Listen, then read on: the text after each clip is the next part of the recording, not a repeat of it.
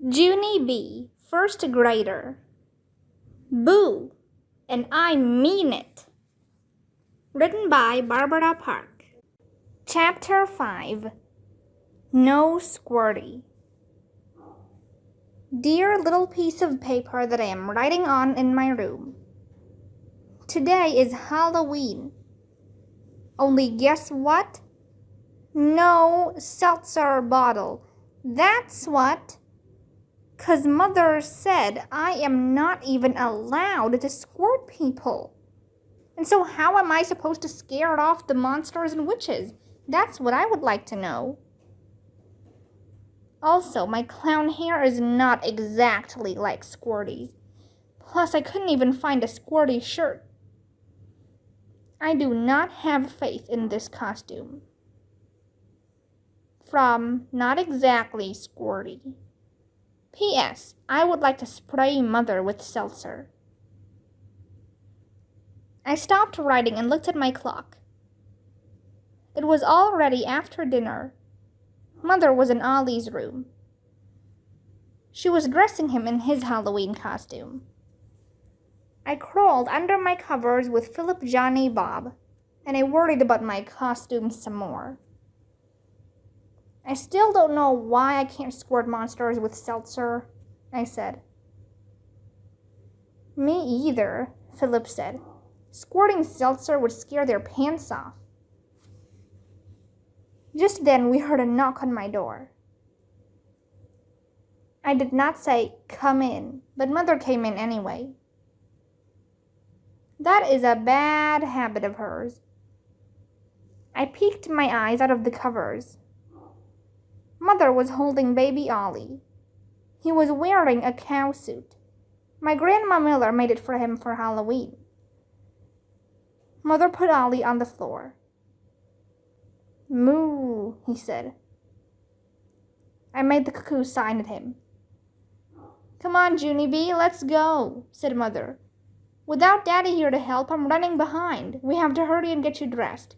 Grandma and Grandpa Miller are coming over to take pictures." After that, she got my bag of clown parts, and she spread them on the bed.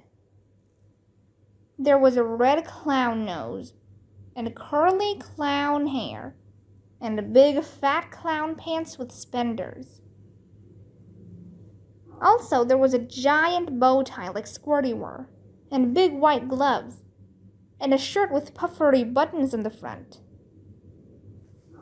Mother fastened the buttons of my clown shirt, and she pulled the clown parts over my jeans.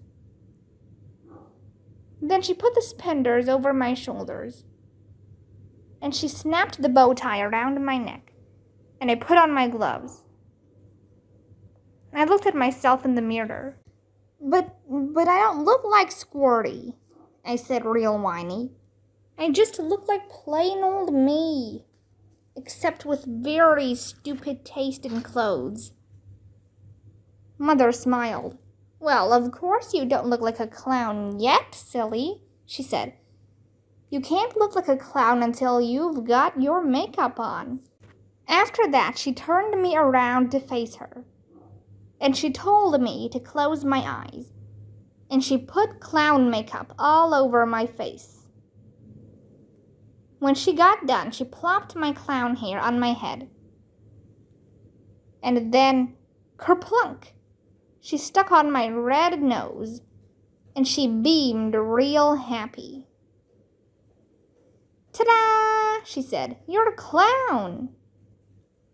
My heart got poundy and thumpy at those words.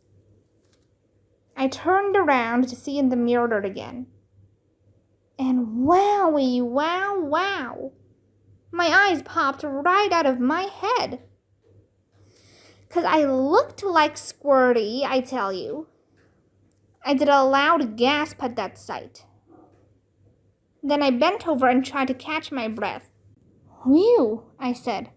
"Whoa, whew." Mother laughed.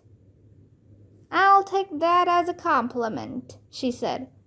"I have to admit, you look a lot more like Squirty than I thought you would."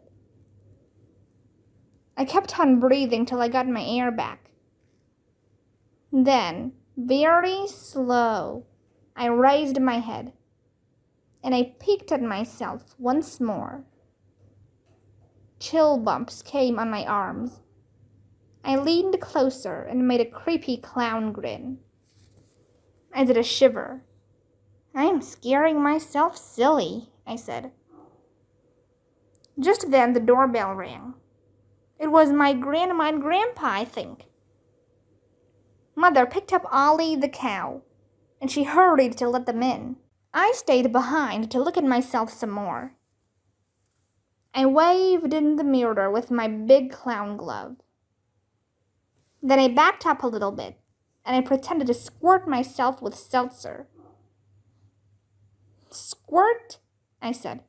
"Squirt, squirt, squirt."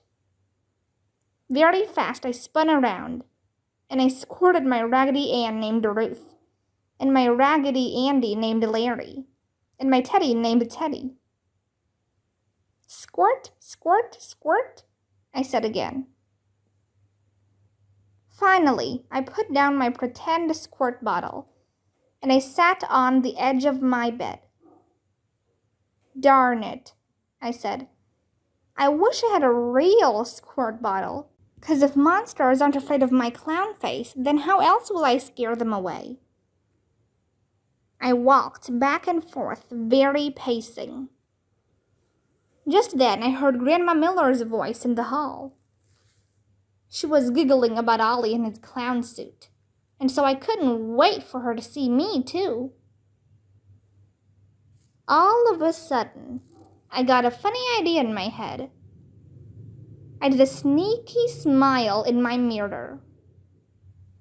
Then, very quiet, I tippy-toed out of my room, and I creeped down the hall on softy clown feet. And then, ha! I springed out at Grandma with all my might. And I did my scariest scream. "Ah, ah, ah," I screamed. "Ah, ah, ah." Grandma jumped way high in the air. Mother jumped too. I laughed and laughed at that funny sight. Then I ran all around them, and I kept on screaming. "Ah, ah, I'm a screamy clown, I'm a screamy clown." Just then, Grandpa Miller came through the front door. I ran at him very speedy, and I butted him in the stomach with my clown head. Then, whoa! Mother grabbed me by my clown pants. "For heaven's sake, Junie B, knock it off!" she yelled. I stopped screaming, and I tapped on her very polite. "Yeah, only I'm not actually Junie B," I exclaimed. "I'm a screamy clown." Then my whole face lighted up. "Hey, hold it, that's a good name for me, Mother." I clapped real excited. "If I can't be squirty, I can be screamy," I said. "I can be Screamy the Clown." After that, I ran to get my Halloween bag, and I laughed some more. 'Cause Screamy the Clown can scare the pants off people, I bet. Even without seltzer. Chapter 6. Chick or Fruit. Mother put Ollie in his stroller, and she took us trick-or-treating. She tried to hold my hand, but I quick pulled it away. "Yeah, only I'm not even a scaredy cat baby," I said. "I am Screamy the Clown." After that, I speeded up my feet, and I walked very fast in front of those two. Our first neighbor's house is where grouchy Mrs. Morty lives. Grouchy Mrs. Morty lives all by herself with grouchy Mr. Morty. Their yard has lots of lawn decorations in it, only do not accidentally take a little elf from their garden. or else grouchy Mrs. Morty will threaten to call the cops. I ran up their porch steps. There was a big trick-or-treat boy already there. He was ringing the doorbell. I looked at him very close. He was wearing fishing boots and a fishing pole. I waved at him with my clown gloves. "Hello, how are you today? I am Screamy the Clown," I said, "and I can scare the pants off people." The boy rolled his eyes at me. He didn't say any words. I pulled on his fishing pole very friendly. "So, what are you dressed as?" I asked.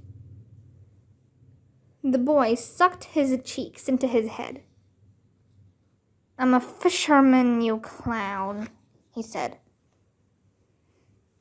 Fishermen have an attitude, probably. That's how come I decided to scare the pants off that guy. I did a creepy clown grin. Then I stood on my tallest tippy toes. And I screamed right in his face. "Ah, ah, ah," I screamed. Just then, grouchy Mrs. Morty opened the front door, and she quick held her ears. "Junie B. Jones, my word, stop all that racket." I stopped my racket. "Yeah, only I'm not actually Junie B. Jones," I explained. "I am Screamy the Clown, and Screamy the Clown can scare the pants off people." The fisherman boy rolled his eyes again. "I don't even know this clown," he said. I tapped on grouchy Mrs. Morty's arm. Chick or treat, give me something good to eat," I sang very amusing. Grouchy Mrs. Morty picked up a big bowl, and she gave us each an apple. It plopped very hard in the bottom of my bag. I stared down at that thing. "Okie dokie, here is the problem, Mrs. Morty. I already have apples at my house," I said. I did a little frown.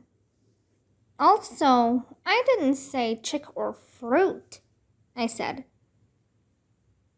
The fisherman boy laughed real loud. Then he leaned over next to me, and he dropped his apple down my clown pants, and he quick ran off the porch. I stood there very shocked. "Okay, that is not actually acceptable," I said kind of mumbly. Just then, Mother came up the steps with Ollie the cow. Mrs. Morty's face got nicer. She patted Ollie's cow head, and she gave him a Rice Krispies treat. I looked curious at that woman. "Okay, see, I didn't actually know that Rice Krispies treats were available," I said, "and so I would like to trade in these apples, please." I reached into my bag and my clown pants, and I tried to give the apples back. But grouchy Mrs. Morty did a grump face. "I only made treats for the little ones," she said. After that, she patted Ollie again, and she closed the door. Mother stared at me. "My, that went well. It's only the first house, and you've already had an apple dropped down your pants," she said. She did a big breath. "And not only that, but you didn't even thank her for the apples, Junie B." I thought a second. "But I'm not thankful for the apples," I said. Mother rolled her eyes. "It doesn't matter," she said. "When someone gives you a gift, you always, always, always say thank you." I scratched my head at that interesting news. "Really? No kidding?" I said. "Thank you can be a fib, apparently." "Who knew?"